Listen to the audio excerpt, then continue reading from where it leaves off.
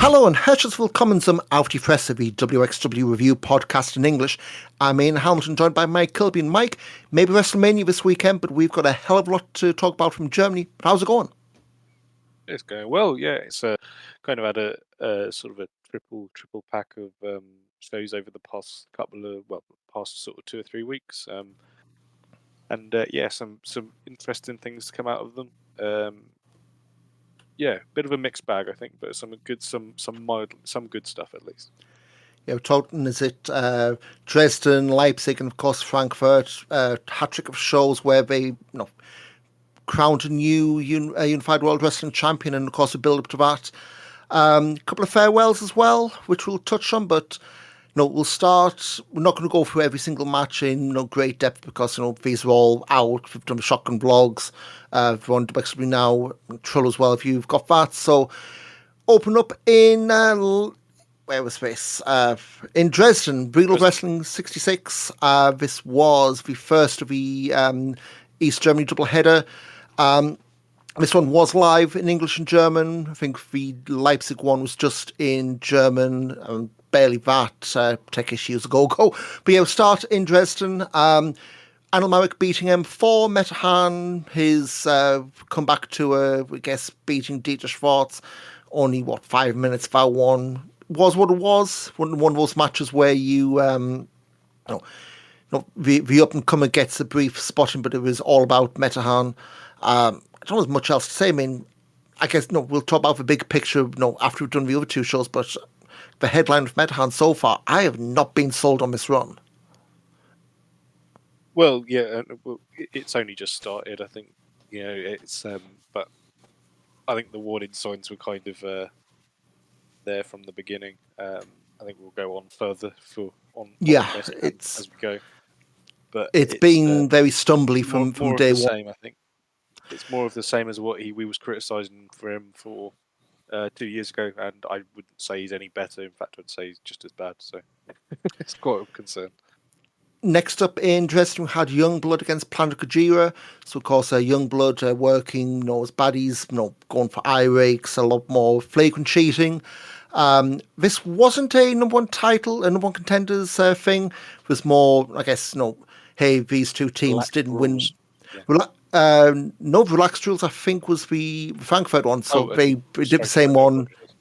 Yeah, so this was, I guess, kind of a fallout from Carrot, two former champions and team that came close in the four-way. Of course, high problem team no longer in existence, so we only this was process of elimination stuff. Again, I thought this was fine. I mean, my big knock on Youngblood, in a way, heel run, if you want to term it like that, they've been on the right path, but it's almost like they've been holding something themselves short. Like they've been, they haven't had quite the intensity you'd expect if they were, pissed off of the world kind of thing. I mean, it's worked, but again, we'll touch upon, this was a very short run. They wrapped up after the Frankfurt third weekend. Touch on that in a bit, but yeah, this was a DQ win for Planet Gojira to set up, as we touch on in a bit, the Relaxed Rules. Another rematch, Ahura beating Idle Blanc. So again, this was one we were kind of, I think for the last episode, we were kind of surprised that, this the whole direction they teased during Carrot and Ben, Idle Blanc went out night one.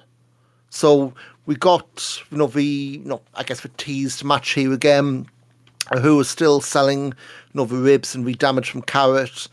And again, I think some of this was, who gritting through despite not being 100%.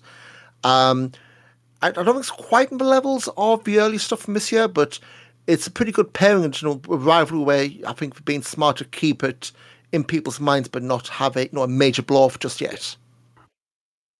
Yeah, I think they're still kind of working on that idea that Ahura is still kind of a bit banged up, aren't they? Really, which kind of makes sense. I feel.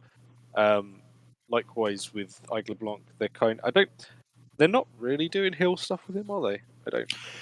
It's more like hints of it. So obviously the backstage stuff is like, I'm the international superstar. Someone else will want to roll his fat nickname, but he's Eigel's really playing off a. I've done stuff in All Japan where, spoiler, he is now, and we'll touch on that. Whereas Ahura, he's getting more of the, I guess, domestic plaudits, for want of a better word. Maybe not quite going all the way, but he's getting success that maybe Eigel Blanc had in the past.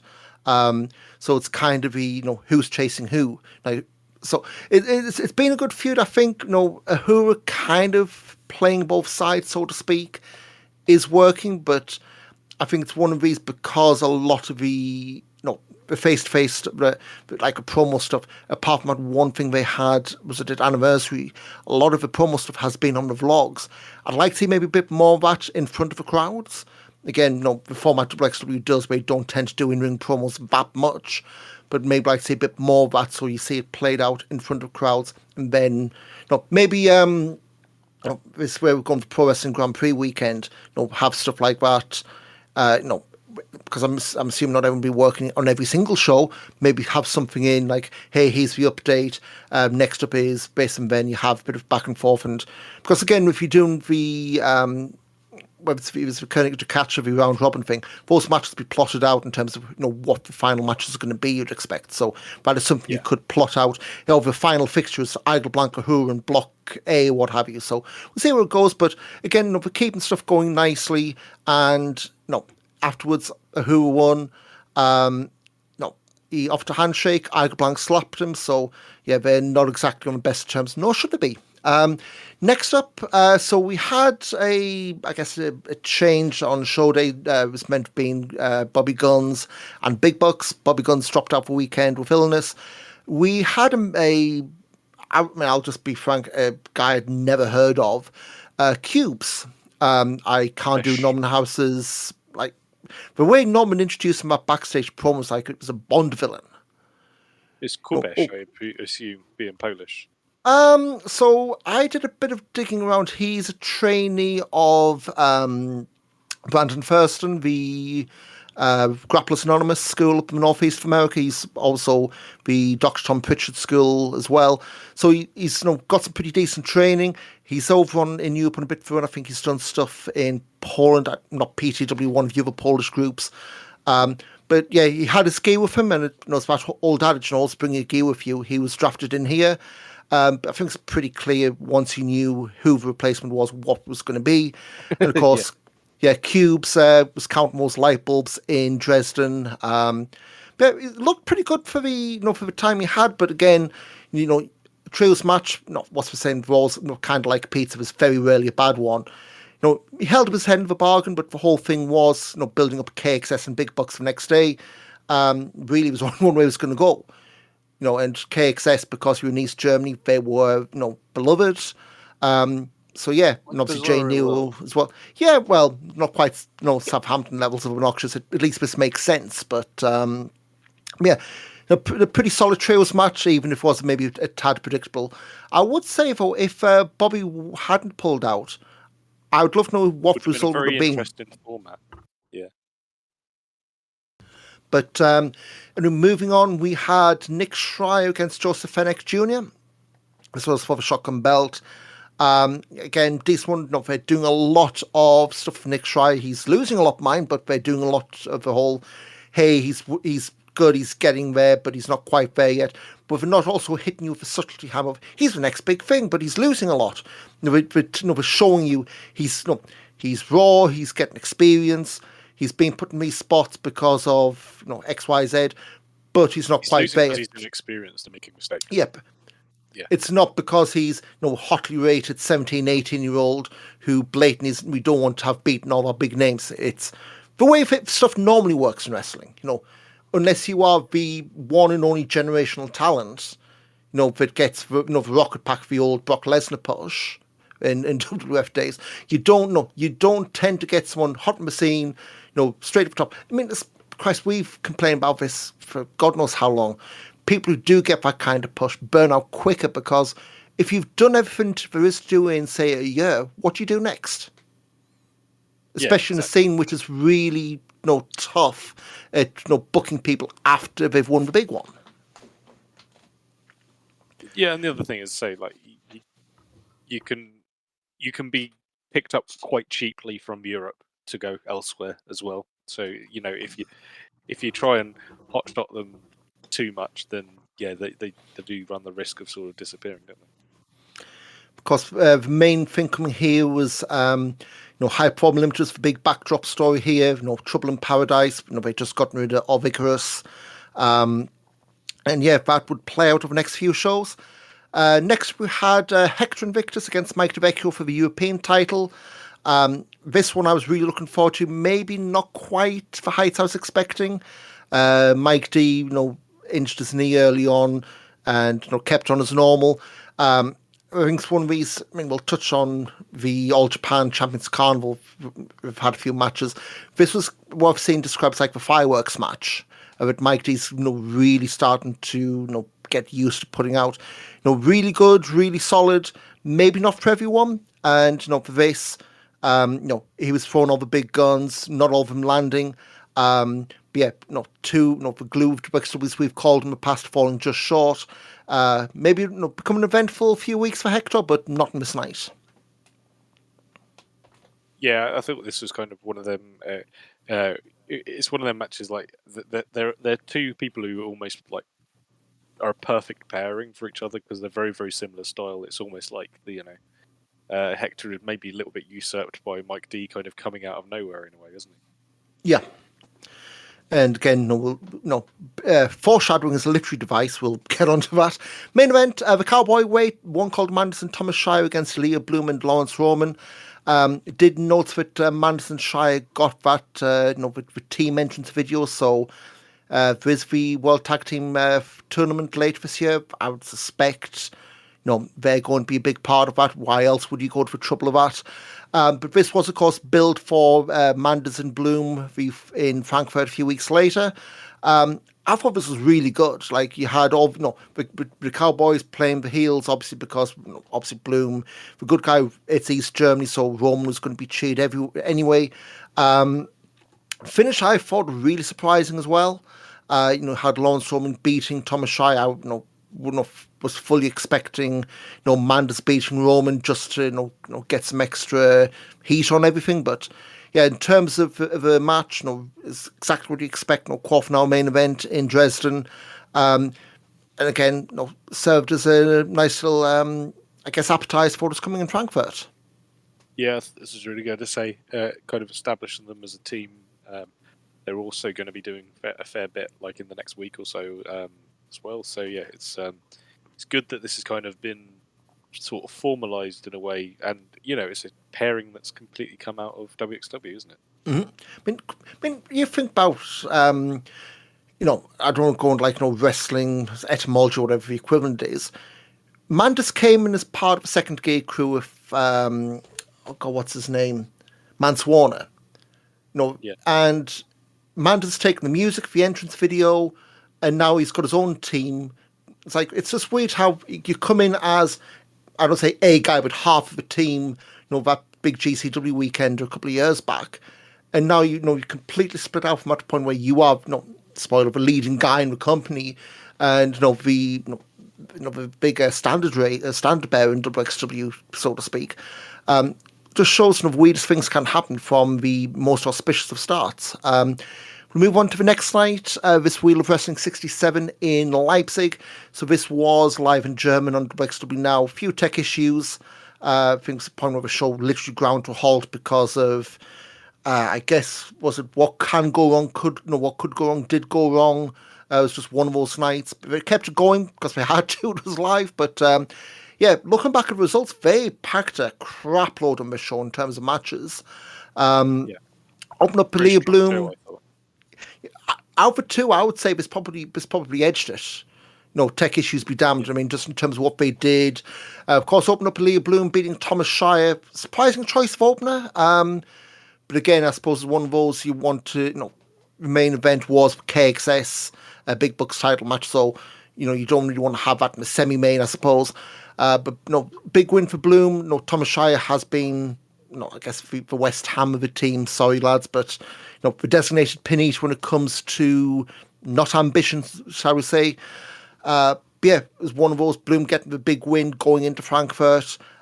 This was Shire's last night with WXW for now. So, just in terms of process of elimination, made sense. Yeah, for sure. Yeah. I thought this. Yeah, I thought this was really, really, really good. As they kind of it kept the strength on Ilya going into it, going into the obviously Frankfurt, and say beating basically his closest confidant in a really, really strong way of doing it. But, Next up, we had a rare singles match for Yuto Nakashima. This would have been his, I believe, his 5th singles match on Excursion. You'd only have one more. We'll get to that. Taking on Zoltan, who, yeah, let's just say Yuto wasn't a big fan of Leipzig. But, Leipzig wasn't a big fan of him in response. This is pretty much a squash, but I mean, for me, short 5-minute match. It was good. I know you loved it. I thought this was brilliant. Yeah, I think this was a really, really good, great squash. I think it really put over how good Yuto is. I think if there was ever sort of maybe curious about, I think there's a lot of people maybe not sure how well Yuto's doing, but there's also a lot of people who are very, very high on him. And I feel like this is one to sort of show them as like this is someone who can sort of control sort of a squash, and he's not the biggest guy in the world either, but he was very, very convincing doing it. I remember watching Yuto when he debuted New Japan not say back in the day, a few years back. Unfortunately, that debut match he did his shoulder, and I guess a bit familiar story for him, unfortunately. But like from day one in New Japan, there was something about him, I guess just the mean bastard side, and like he's got that background in MMA, and he's got that look where he can flick a switch and just absolutely brutalize you if you want. And again, this short run as heels, it kind of worked. Again, my only niggle was not going the whole hog, like the bit where he's pulled the pin, toying with his prey, for want of a better phrase. It was one of those I got for going for, but to me, I would prefer to have been a lot more short, a lot more sharper. Make it a 3-minute squash, because all due respect to Zoltan, he's one of those names at this point. He's in to take these beatings. But again, it was fine for us. You enjoyed it a lot more than I did. I think it's one of those where, had we known if this was going to be like, if this was the start of Youngblood, I could have gotten a lot more into it. But I think because you have that thing of, we know time's ticking away, it was like, well, what really is it going to lead to? But I mean, next up, we had a backstage promo.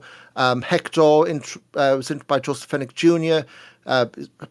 Fenech was annoyed that Hector was in the quote-unquote champions locker room. This back and forth led to Fenech offering a title match. Anil Marek was peeping through the doorway, and yeah, this was a little bit dodgy, because next match was Hector Invictus against Joseph Fenech Jr. for shotgun belt. And not Anil Marek, because it's a freeway dance. I guess maybe not trusting Fenech. Again, this one pretty good. This was more story based, I would say, because this is where we're really amping up the Anil Marek really is acting on behalf of Forwerk, not really trusting Fenech. I mean, we kind of got this at Coward Weekend, Wasn't really happy because Fenech went out in the first round, but him winning with shotgun bonanza stuff really was like a saving grace for him, but still it's about one more loss and you're done. And I guess the whole thing seemed to be, well, at the end of this, you had Hector sent to the outside. Anil Marek was in prime place to take the win, and was given the orders. Fenech got back up and stopped everything in its tracks, but it was pretty clear the story here was everything was not well from High Perform Limited, and pretty much on borrowed time, I would say.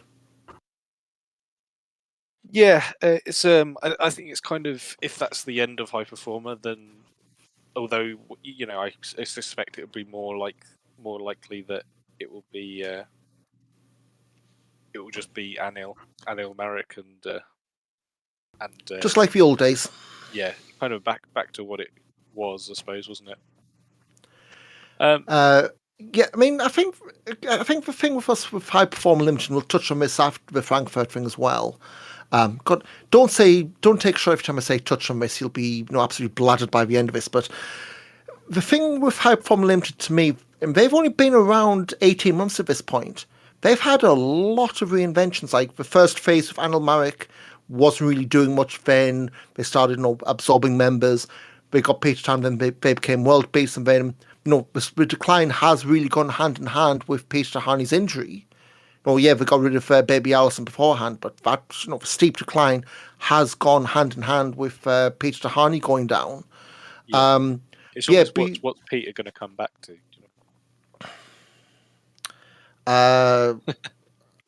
I could say something I think would fall out, but I mean, really, this is them getting relegated. It'd be almost like winning the league one season and being relegated bottom league the next season. Is pretty much where it's gone for them. But yeah, it is what it is, and we'll see in future shows. Next up, we had a debut for Sorani. He's done some Comic Con stuff, but he's been more of a regular Project Nova, guess GWF undercards elsewhere in Germany. Against Robert Dreisker. I thought this one was pretty damn good. Big lads match. Short and sweet, exactly what you want from these. Obvious win for Dreisker, but again, it's a backdrop for Youngblood coming out to attack. We're told that Mark Empire is away, family celebration, so is Dreisker by himself. And yeah, post-match was Youngblood trying to take out Robert Dreisker's eye, Oscar using a chair, Dreisker sent packing. The whole eye thing, this would have been prime Azel about 5 years ago. Yeah, it would have been all over that. But yeah, and again, it's all the right beats, maybe lacking a little bit of oomph, but doing exactly what you'd want. Next up, we had a preview of the opening night of the Champions Carnival, Igel Blanc against Mike DeVecchio. Non-title match, of course, rematch for the European title tournament final, and of course the title change.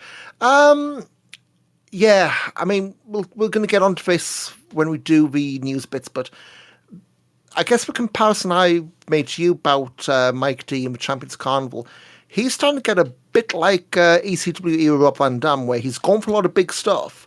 Not a lot of it's landing, but it's like, he's getting away with it in terms of, it's not like, oh, you miss this and the crowd turns on you. But it's that stuff where it is starting to get noticeable. You're going for so much high risk, so much, win or die kind of stuff. And it's again, I've never been in the ring, but it's that kind of thing where it's all about fine margins. And it's like, you do a springboard and you slip. Yeah, you can recover, but it's that whole kind of thing of the first time that happens in front of a crowd that isn't fully on board. That's where I get really worried, because yeah, like you've got WXW crowds all in on Mike D. All Japan crowds, from what we've seen, are all in on him. This happens on, say, knock on wood, it doesn't. WrestleMania weekend in front. I think he's in these clusterfuck of this weekend. That happens. I mean, okay, granted, it's not going to be the end of the world, but it's that whole thing of there's a lot of these near misses piling up, and hope to God, it's more,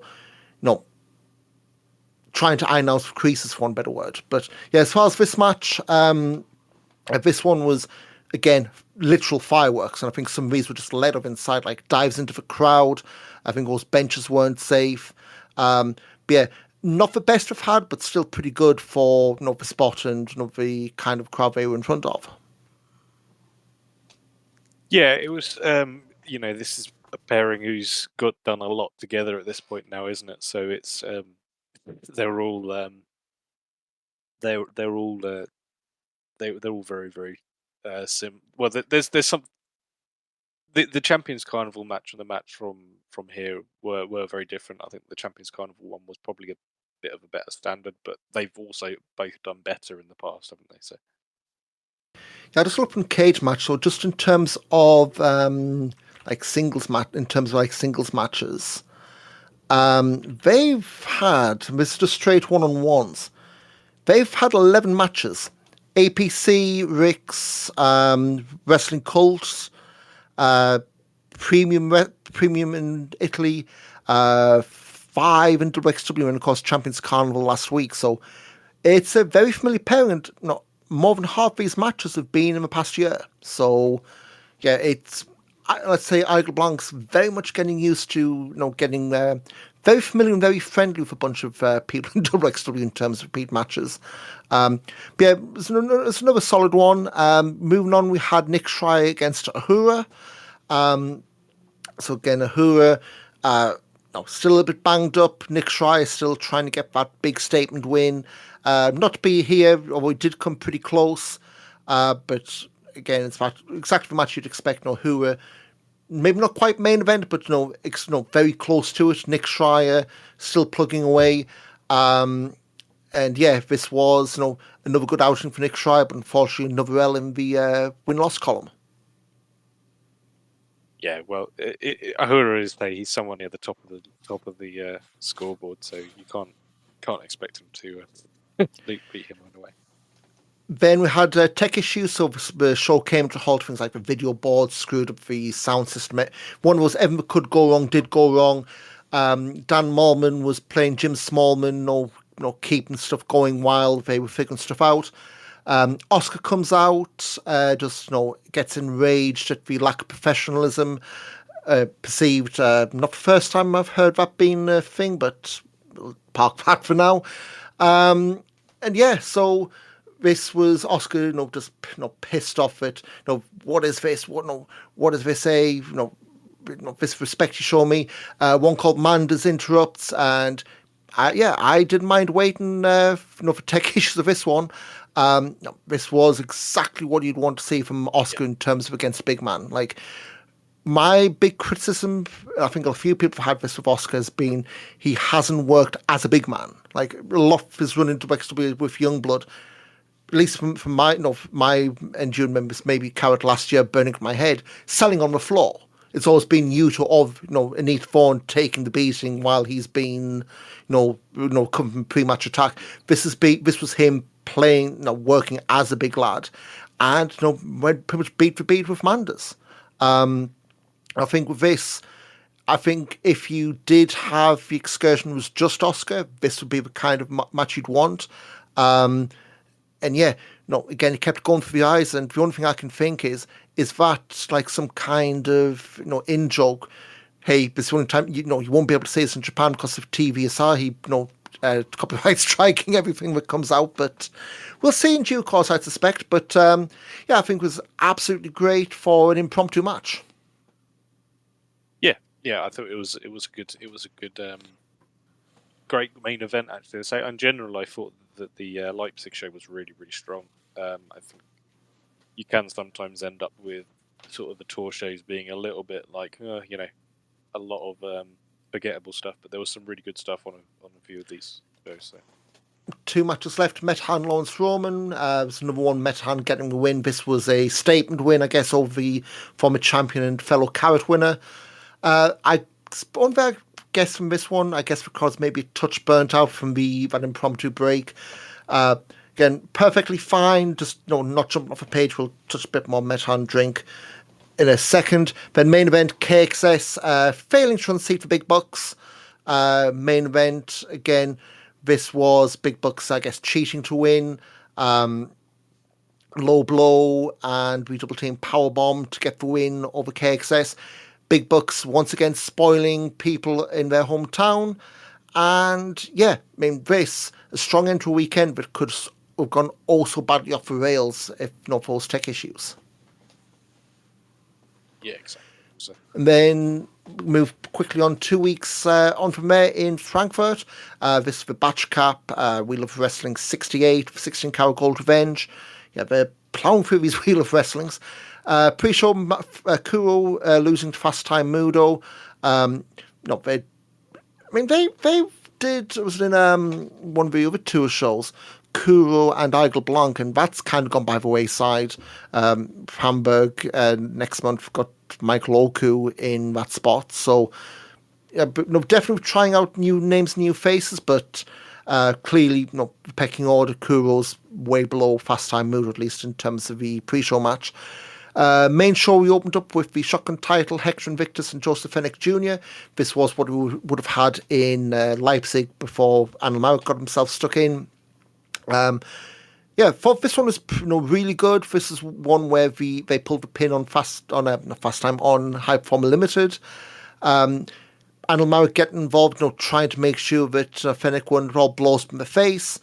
And yeah, Hector Invictus, his first singles belt in WXW, which both in a sense Shocking a little surprised me. bit. Yeah, I Yeah. mean, I was looking for he'd done a lot of here and there stuff, back before COVID, and if you want to go back to the TKO days, not the people on WWE now. But it's only really been the pandemic here where he's been a consistent part of the roster.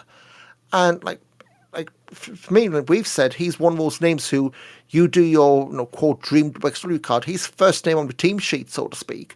But yeah, I'm hoping this is the start for a lengthy run of this belt from because he's damn sure deserved it. If only for the stuff in WXW during COVID.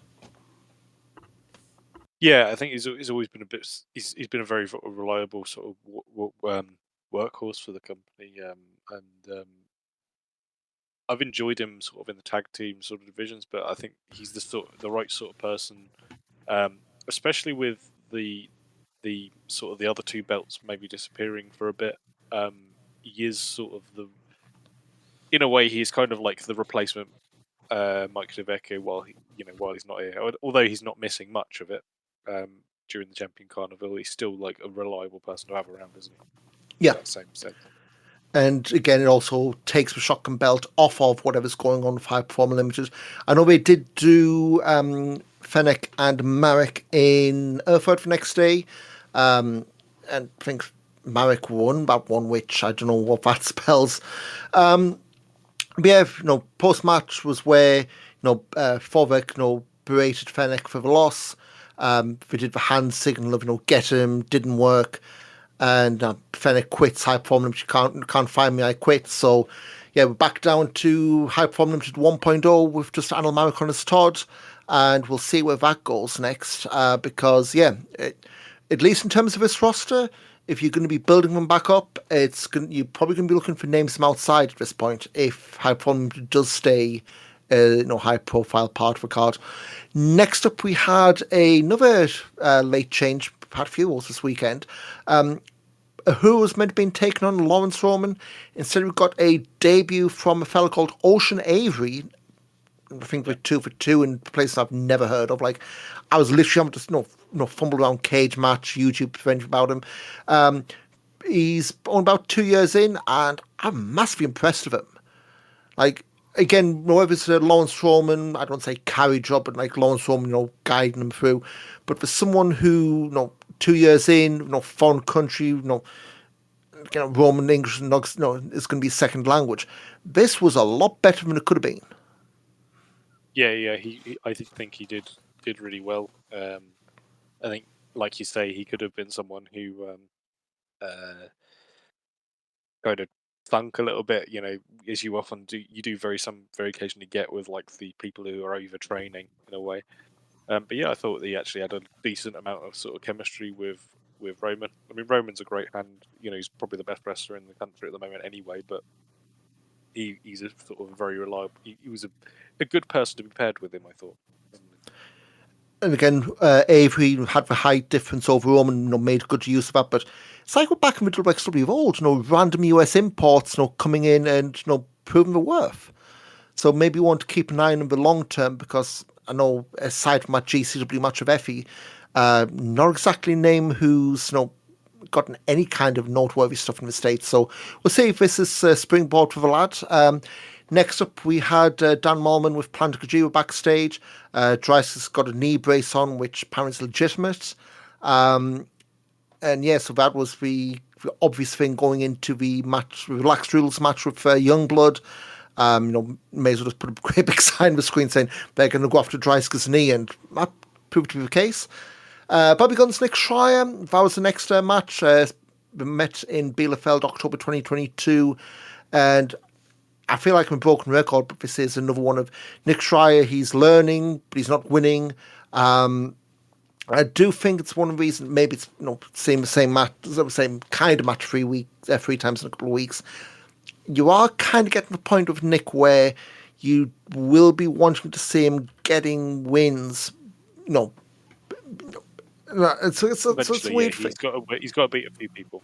Yeah, and it's a weird thing, like, you've got your likes of your M4s who, are there to take to eat pins. You've got your Zoltans, you've got your Tim Kozlovskis and what have you. Unfortunately, they're all good guys.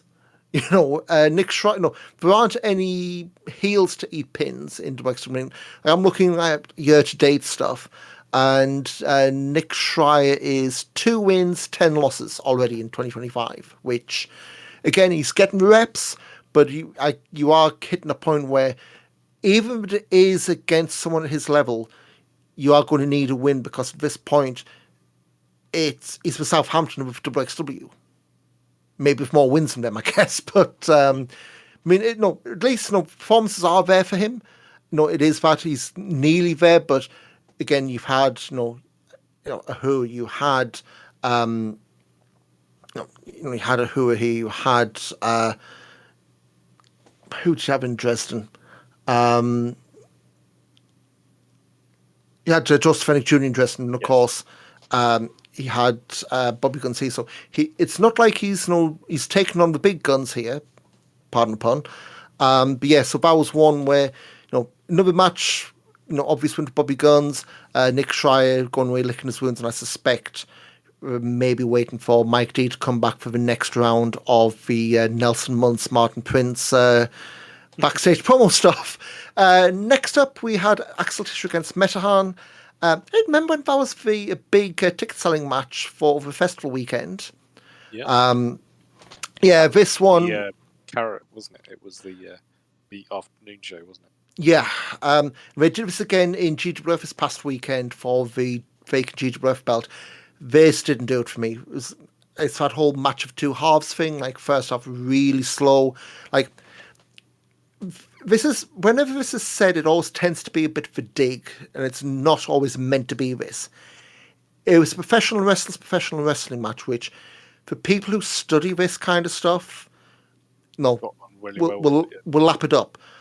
Unfortunately, if that's not your mindset and that's not the kind of thing you're into, my God, the whole methodical style can just be an absolute chore. And this is the thing, this is exactly the same kind of stuff of Metahan 2-3 years back that had the crowd turning on him. And at the end in Frankfurt, there were smashing of boos from that Frankfurt crowd, so I don't know if that was people wanted Axeman to win, not Metahan, but it's that kind of thing of those signs are already there.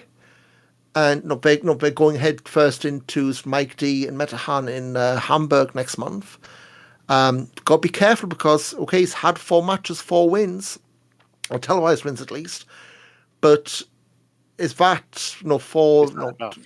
Yeah, is that enough to? I don't even want to say rehab. Is that just enough to reintroduce and get people to expect? Because if you've got Mike D, who the firework that everyone loves, and he loses to Metahan, who's meant to be babyface in this, I don't see how that match plays out without Metahan turning. And the whole point of it was, that promo at Carrot. I lost myself. I want to have a pride, the passion to be the best in Europe. Just based on what we've seen so far and what a typical Mike D match is, I don't see how that's going to work, especially not in front of a Hamburg crowd, at least. I also don't understand how somebody who, chose to leave WXW can be considered, for his own gain, can be considered the face in this either. Yeah, well, I mean, we did get a bit of that, for heckling at Carrot. Maybe not quite as full throat as it would have been in the past, but yeah, I mean, I guess the story of the match was Tischer calling up Metahan's bluff. In the end, it backfired on him. Missile dropkick, Tiger Drivers for win for Metahan. But again, we said this over Carrot. I think at this point, Axel Tischer's at the point of he's in that bucket of reliable hands, but maybe not the point where they want to put him at the top, in any consistent period of time. I don't know if that's if WWE comes calling, would you go? But I think it's an active choice to move towards the younger stars of the future, rather than trading off of this is the big name from the past. And when we saw that, obviously with Carrot, we've seen that, Bobby Guns even. he had the big, the return of old, and he was out of card pretty early on. So it's a bold move, but it's also one of those when you don't have anyone to be in that spot. It's also a bit jarring when you have to pick between two options, and I guess the popular option is the one you aren't picking. Yeah. Then we had relaxed rules, Young Blood against Planet Kujira. So this was for a shot for tag titles, and relaxed rules meant Dreisker went through a merch table. A lot of this was 2-on-1 on Mark Empire, as Dreisker was selling the table stuff. One thing about this match that I absolutely hated was the Pillmanizing spot. Youngblood got the chairs out, they smashed Dreisker's knee and thought, great, back in the day, that was Brian Pillman out for months.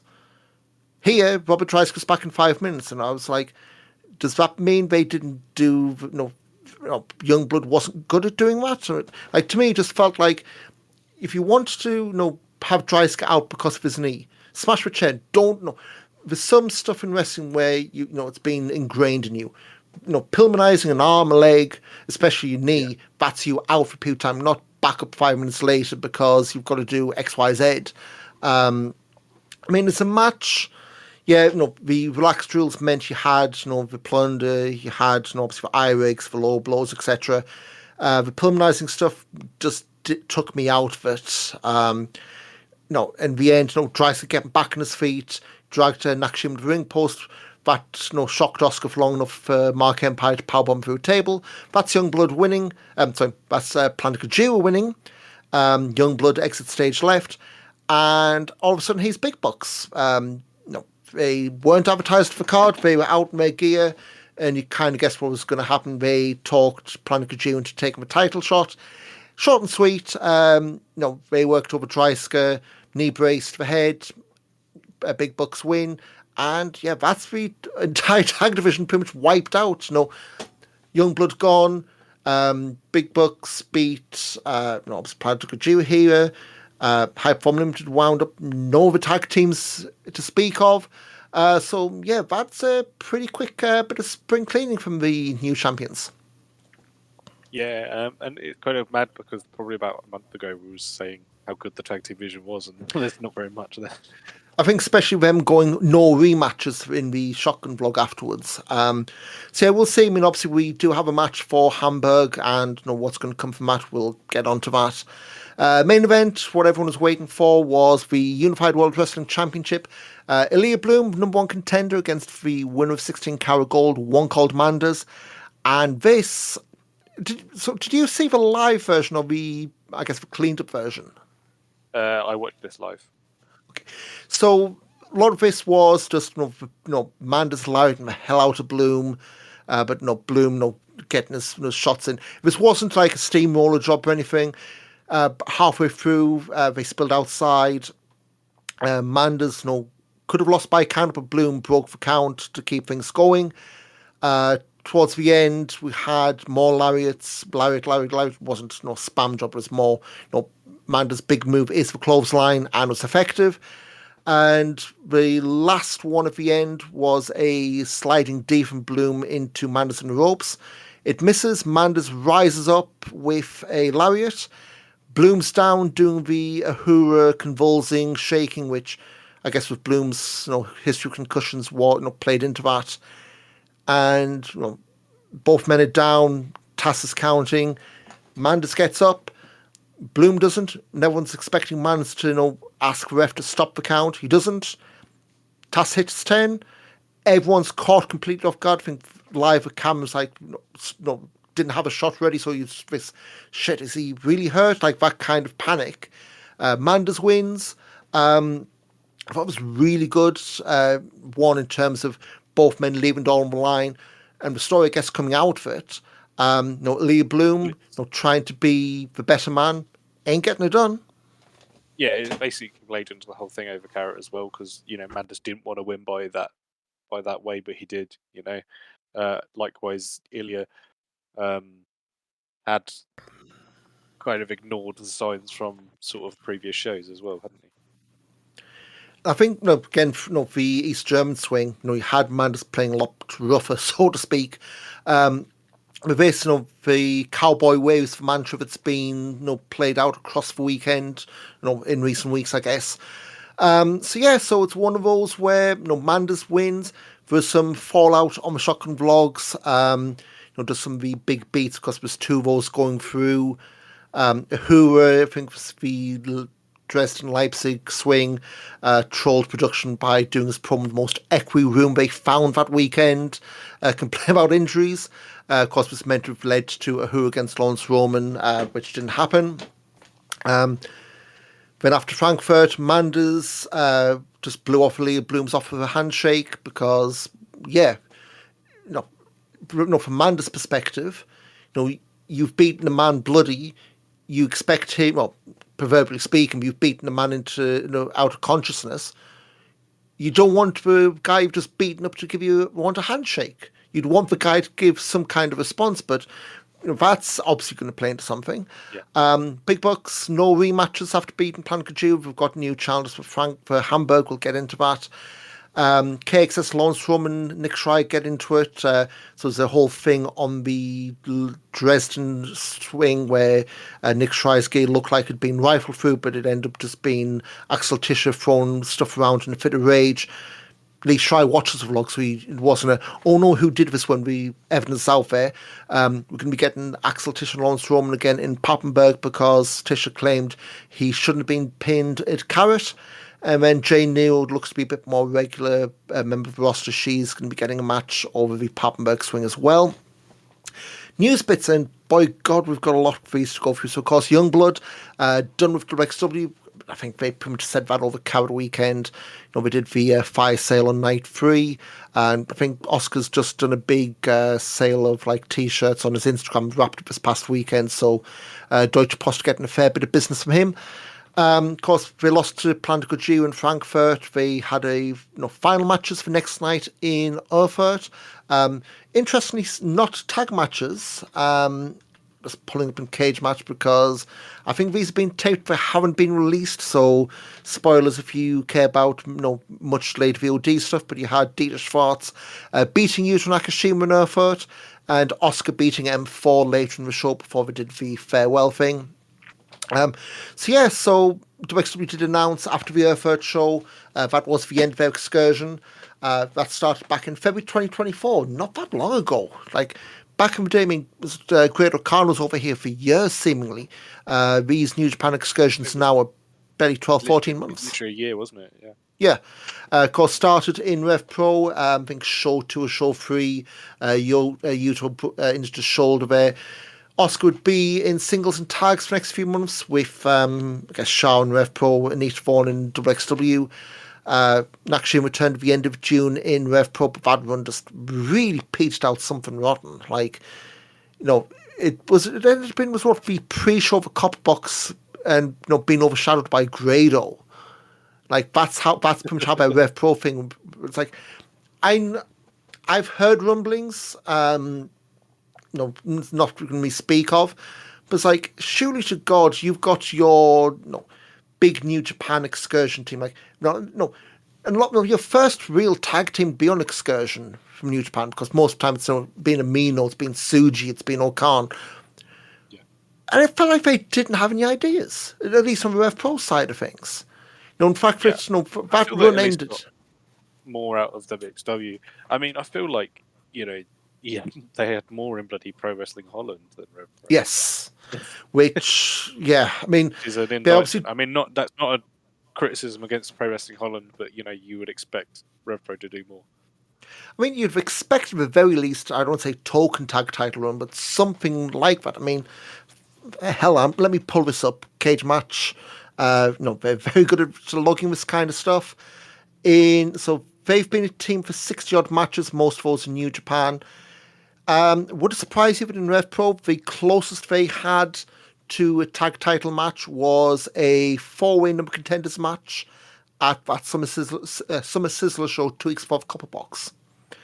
And then 2 weeks later, they were in that 8-man with Josh James, Charles Samuels against Santos, Francisco, and the Greedy Souls. And then, unless you count that GWF show, they never darkened Rev Pro's doors again. Not ideal, really. Yeah, but something happened. It'll come out in the wash, I suspect. But yeah, elsewhere they did win tag belts, and of course losing Pro Wrestling Holland, as he said. They also paid for Body Slam in Denmark, Nordic Fight Club in Hamburg, Art of Wrestling, who I believe just had a show in was it Slovakia or Slovenia? I think it was. That This they are past they're a weekend. Czech promotion. For Czech promotion, but I know they it's on my social media the weekend. In Bratislava, Slovakia, they did the first show in Slovakia, I think, in all time. So, obviously, Youngblood weren't part of that. And of course, GWF as well, that match with Young Guns. But yeah, so, very brief, historic, at least compared to previous excursions. For a long time, behaved a pretty damn good time. Of course, they won World Tag Team Festival last year. They had, the makeshift team of Oscar and Anita Vaughan. And, this is the end of Oscar's second run with WXW, first one being shortly after COVID. At least this one didn't end with a trophy being smashed. Exactly, yeah. But yeah, no, I think best of luck to them. I think they've got a good chance of. I think Newtown especially has got a very good chance of being a good sort of performer for New Japan. Obviously, we don't know where they will be and what sort of faction they will be, because you assume they will be in one of them. But yeah, no, best of luck to them. I think they've really shown a good account of themselves, and it's good to get sort of almost a second run with Oscar, because the first one ended. Well, the first one was a bit of a gift, but the second run was it also was a joy to see. Yeah. And I suppose, view things well, with New Japan side of things, of course, news this week, their tag division's been upended once again, with Jeff Cobb leaving. So I'm not saying you walk straight into title picture, but not that much of a way of established teams there. So happenstance, good time to go back if there was one. Elsewhere, WWE had some tryouts in the UK back end of April as part of our European tour. A lot of familiar names as part of the mix. Igel Blanc, Mike DeVecchio, Stephanie Mays, Luke Jacobs, Rio, Zazaya, Golden Boy Santos, all part of the 2-day tryouts. Now, as far as whether people actually get signed from this or whether this was just I guess like a disruptive tryout, no, again, this has been that constant talk of NXT Europe, and we'll believe that when we see it. But yeah, I mean, it's the kind of thing where right now, and this isn't a slight in any of the people they had trials for, I don't see many of them having a spot if they do go on, apart from maybe Rio NXT. But apart from that, it's like it's not like there's no one undeniable star from that list today who would walk in and dominate. Like, it's not like they're signing a modern day Walsh out of this pick. And I think this particular round of trials is more to see where people are. You're going to get a lot more of these in the years to come. It's going to be disruptive. You're going to get people screaming, "Oh God, we're going to kill the scene." At this point, unless an NXT Europe gets created and announced, I think this is more of a, we'll keep tabs on you. Like if you see, scouts from, Man City or whoever, it's your local league team kind of thing. Doesn't mean your kid's going to get signed by no. Man City, yeah, exactly. So we'll see where it goes, but fingers crossed. Jacob Crane, we've not spoken about him in a while. He's going to be staying out in Japan for a little while longer. Tweeted out a few weeks back his visa has been extended. He's recently shuffled down to the junior division Big Japan, and I'm going to butcher this, so all apologies. Taken part in an unofficial Ikitusen League, which I guess is, I think it's 4 or 5 names from the, I'd say, lower mid card up against each other. Just, I don't say something for them to do, but it's more like the Young Lion Cup in a way. Yeah. So Sarah goes, and obviously, moving down to the junior division, a lot less crowded. So maybe some gold in his future as well. I know. Just from checking the social media, he's having a time of his life there, and regular work can't beat it, especially with someone on the company's career as well. Yeah, he's somebody who I had the pleasure of going to see him when I went to Japan earlier in the year, and he's very popular locally, which is wonderful to see, and 100% deserved, because he's really he's a great sort of ambassador for European wrestling, and he's kind of doing things the right way. Yeah. I guess we're going to stick with bureaucracy, which spoke about Jacob's visa. WXW tweeted something out last week. So I guess we too long didn't listen. No impact for us as fans, but if you like it nitty gritty, there's been some kind of legal dispute with the Deutsche Rentenversicherung, or Budgetwart, who cares? Basically, seems to be like the equivalent of the employees versus freelancers stuff that WWF, WWE, AW, the classification of wrestlers kind of thing has hit Germany. Basically, the way it seems to be now is German laws dictating that WXW was reading this is that you can't run a wrestling show without it being done under the guise of a non-profit association. The money just simply isn't there. So WXW's had a bit of a reshuffle. WXW shows are now going to be organised by a company called the Deutsche Wrestling Verband, the German Wrestling Association, if you want the translation. The Deutsche Wrestling Verband is obviously non-profit. There's a few other legal restrictions that WXW is going to challenge. Basically, it's to do with who pays for pensions, I believe, if you're a freelancer versus if you're salaried or contracted staff. But basically, yeah, for us, no impact on fans, but I did notice in the Wrestling Observer, Pan has been named signed as part of this, the Deutsche Wrestling Verband.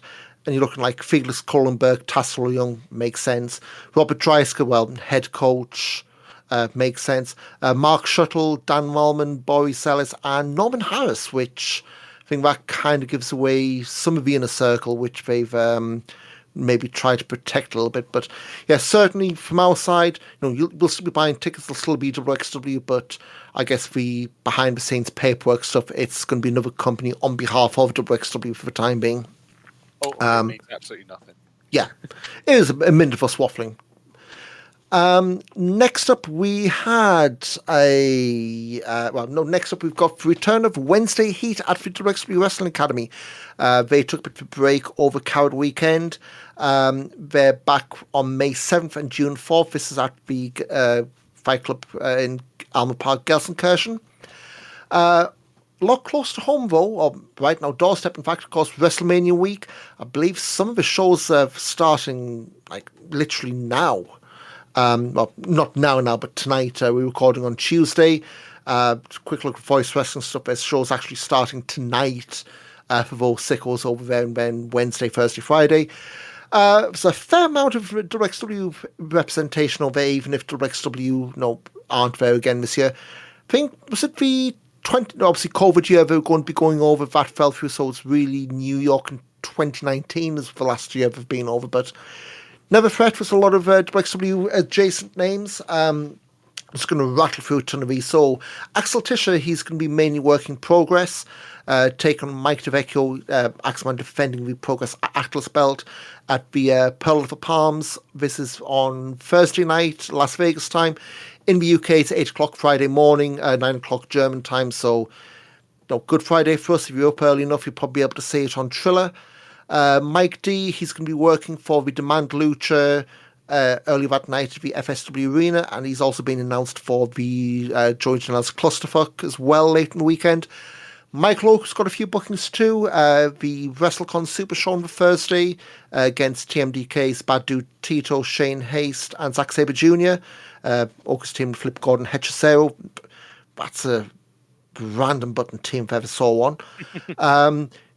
At Prestige, taking on El Fantasma, there's a Rev Pro rematch from before the world went to shit. Oku against Luke Jacobs at Progress for the title. And also New Texas Pros Hold'em on the Friday. So busy weekend for Oku before going back to Doncaster for Rev Pro. The Cowboy Way, Manders and Thomas Shire, they're teaming up for West Coast Pro on Thursday the 17th. Manders also got a few other matches as well, I think DDT. So yeah, West Coast Pro Wrestling Vacation, Manders and Shire against the West Coast Pro Tag Champions, the Crush Boys of Starboy Charlie and Titus Alexander.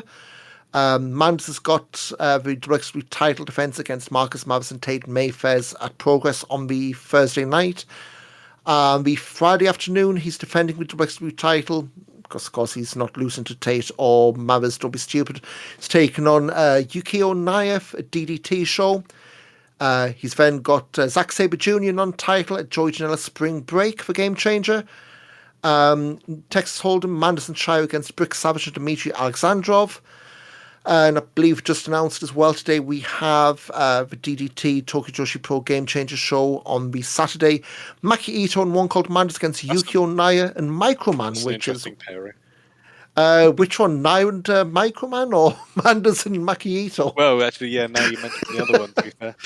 And then finally, Joseph Hennick Jr., he's over at the Banger Zone Wrestling Show. Yeah, that's a weird one to pop on Mania weekend. Defending the BZW title against Ares on the Thursday. So, yeah, a whole lot there, I think. I was speaking before we hit record. This is probably going to be one of those weekends where if you're not going to be up watching live and, in Europe, the time zone is not friendly to us this year, this is going to be one of those pick and mix shows, pick and choose. What's got the on-demand churned out, what you're awake for in the wee hours in Las Vegas, and maybe a fair bit of catch-up after the dust settled, because, yeah, a whole lot making tape all at the same time. Good luck to those who staying up live for this, because it is going to be a tough one.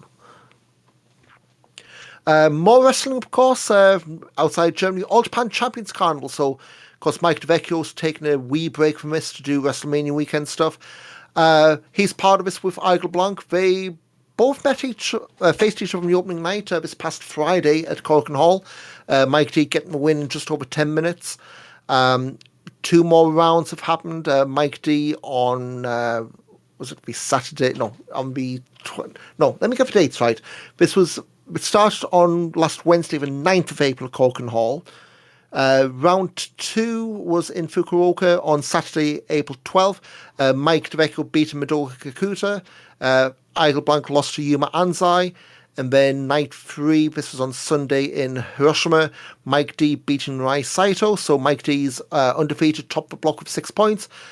Igel Blanc 0 for 2, yet to get off a mark. And just a quick run through, because I think maybe by the time we record next, it'll be pretty much done. So, April 19th in Nagata, got Igel Blanc against Rene Abe.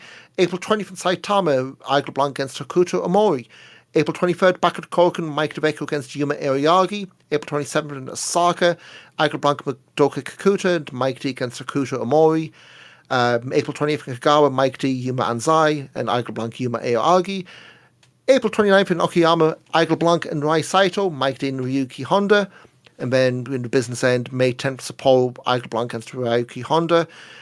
And Sapporo, May 11th, Mike D against Rene Abe. And then semis in the final at the Auto War Gymnasium, Tokyo, May 18th. So I think All Japan, AJPW.TV, live stream or delayed video on demand, all this will be up there. But interest permitting, both Mike D and Igel Blanc will be back a part of Fan in Hamburg, May 23rd. So, of course, they'll be skipping Papenburg, busy elsewhere.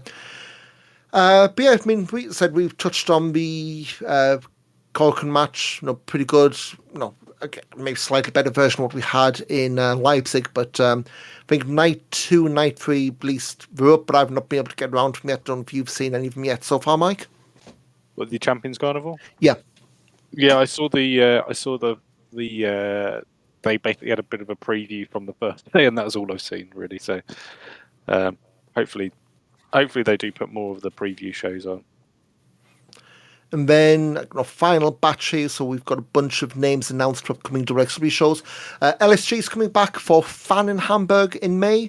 One called Manders and Cesare, part of Drive of Champions in June. Leon Slater as well. Cesare and Michael Oku doing Broken Rules in Frankfurt on July 19th. And we've got 2 names for Pro Wrestling Grand Prix. Layla Hirsch, she's going to be part of Femme Fatale along with Sapphire Reed. And non-tournament stuff, Matthew Justice has been announced for the Extreme Wrestling Party show. Mark, shoot for balcony, that's all I'm going to say. So we're only Papenburg, Hamburg, Dinkelsbühl, Driver Champions, Broken Rules, Shortcut Men. So not that many shows before Pro Wrestling Grand Prix, so yeah, a lot of tag teams kind of to catch Femme Fatale spots to be filled. But next up, Wheel of Wrestling 69. And I believe the German is Net, but this is the Alte Kesselschmiede in Papenburg will be streaming live. So that's the venue with the It's like the converted warehouse always starts up in bright daylight, and then you get the sunset as the wrestling, which is also a good visual. Full card announced: Axel Tischer against Lawrence Roman, Big Bucks non-title against Palavan Neiman Yokai, Hector defending the Shotgun title against Bobby Guns, Jay Neo taking on Denmark's Madison Marley, Metahan against Fast Time Mudo, Nick Schreier against Anil Marek, there's he shot there, Nick, Ilya Bloom against Tim Kozlovsky, and M4 against Ahura. Pretty solid card, I'd say. I mean, I guess hanging everything on Axeman and Roman, which, if it's anything as good as the match at Coward was, it's going to be worth the price of admission alone. Yeah, it's a great venue as well, isn't it? I think it's one of those, if it wasn't so close to Carrot, I'd be looking to making a trip there, because I think it's one of those you've got to get there, and then it's not exactly well connected. So get there and either get a lift or drive there. And I think not exactly 2 months after Carrot, it's always that weird time of the year. But one of these days. Then later in May, we've got Fan Appreciation Night for Market Hall. 3 matches announced so far: Metahan against Mike D for the European title, Eichel Blanc and Michael Oku combined to take on the Big Bucks for the tag titles. And then under ECW rules, Masato Tanaka returns against Robert Dreisker, which, that'll be, if your front row covered last time you got bloody protein powder, this time it might be a bit more than that. Yeah, hopefully not too much, eh?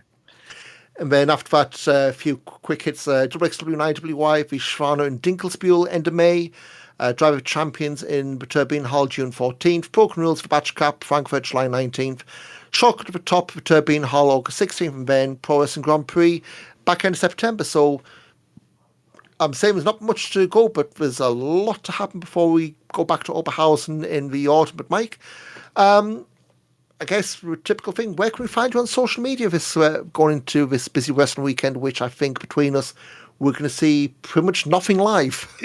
Yeah, you can follow me at Mike Kilby on pretty much everything. I'm the same on every account. You can find me, Ian Wrestling, on Instagram, Twitter, Blue Sky, for member looking at backbodydrop.com. Just a quick programming note: if you are listening to this, there will be some downtime on the website for the next few days.